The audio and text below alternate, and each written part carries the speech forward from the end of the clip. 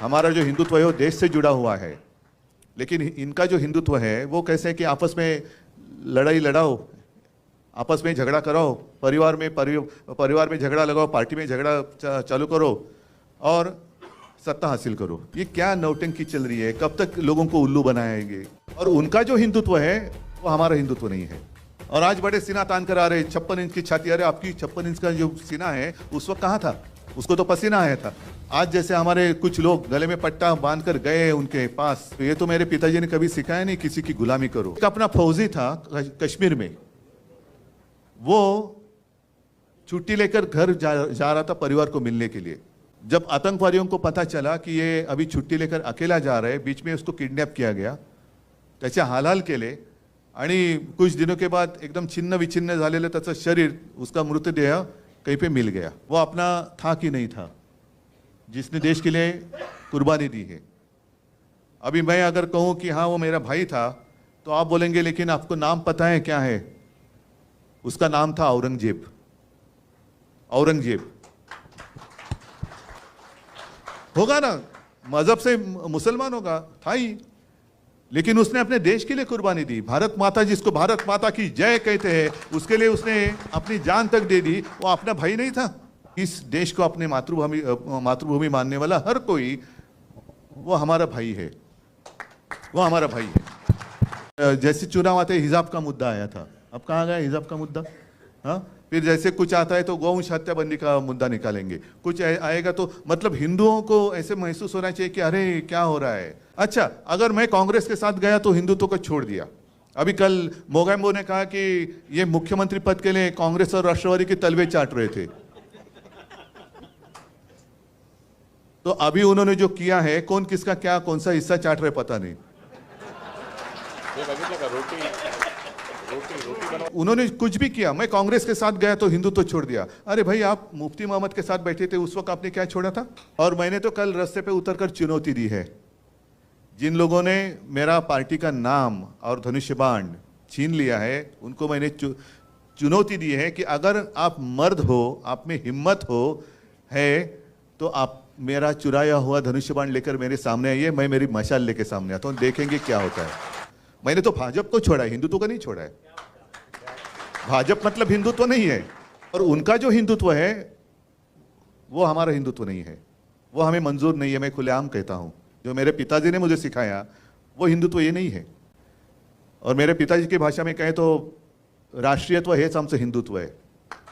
हमारा जो हिंदुत्व है वो देश से जुड़ा हुआ है, लेकिन इनका जो हिंदुत्व है वो कैसे है कि आपस में लड़ाई लड़ाओ, आपस में झगड़ा कराओ, परिवार में झगड़ा लगाओ, पार्टी में झगड़ा चालू करो और सत्ता हासिल करो।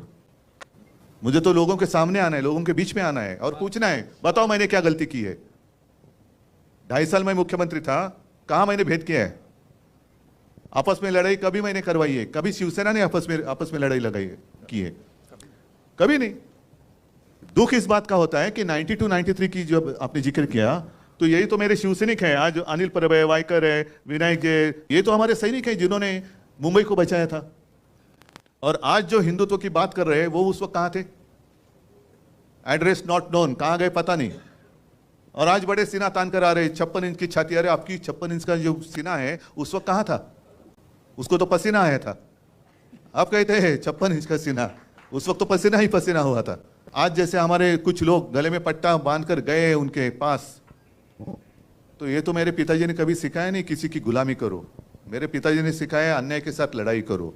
मैं तो लड़ने वाले पिता का लड़ने वाला पुत्र हूं, और कभी झूठ बात नहीं करूंगा। मैं झूठी बातें करना मेरे खून में नहीं है। और एक ऐसी गंदी हरकत कर रहे हैं, क्या आपको पसंद है? जो भी चल रहा है आपको पसंद है क्या? ये प्रजातंत्र है? अरे लड़ना है तो मैदान में लड़ो ना। आपको जो कुछ कहना है कहो, हमें जो कुछ कहना है कहेंगे, और जो जनता है वो निर्णय करेगी। वो सबसे ऊपर की अदालत है, बड़ी अदालत है वो जनता, उनको फैसला करने दो। यही तो लोकतंत्र है।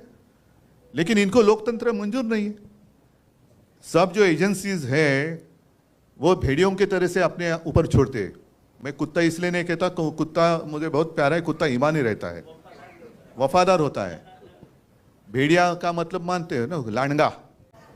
वो पहले छोड़ना है, इनकम टैक्स को छोड़ो, इसको छोड़ो, उसको छोड़ो, सबको डराने के बाद मैं सबके साथ अकेला लड़ रहा हूं। अरे अकेला क्या, आपके भेड़िए तो सब पहले आए आए ना, उनके आधार पर आप लड़ रहे हैं। ये क्या नौटंकी चल रही है? कब तक लोगों को उल्लू बनाएंगे? अरे भाई मेरे ही लोग मुझे घर से बाहर निकाल रहे हैं क्योंकि वो घर घर पे ही कब्जा करना चाहते हैं। ये घर ही मेरा है, मेरे पिताजी ने उनको सहारा दिया था। ये जो सारे शिवसैनिक बैठे हैं, आज भी लाखों शिवसैनिक हैं, उन्होंने पसीना और खून बहाकर इनको बड़ा किया। अब वो मालिक बनने जा रहे। और हमारी संस्था भी ऐसी है कि उनको चोर को मालिक बना दिया घर का। ये कौन सा देश है? देश में चल रहा है क्या है? लेकिन आज के दिन पूरे देश में जितने सारे राजनीतिक पार्टियां हैं उनकी आंखें खुलनी चाहिए। आज हम पे बीती है, कल आप पे बीत सकती है, कल आप पे बीत सकती है। इसलिए मैंने कहा ना, तो सिर्फ शिवसेना की लड़ाई नहीं है, हर एक भारतीय नागरिक की लढाई आहे। इस देश में प्रजातंत्र लोकशाही जिवंत राहणार की नाही हे आता ठरवण्याची वेळ आलेली आहे।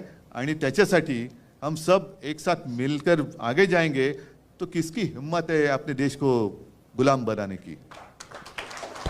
मैं मेरे देश को, मेरी भारत माता को किसका गुलाम नहीं होने दूंगा। बस एक ही यही शपथ ले लो और आगे चलो।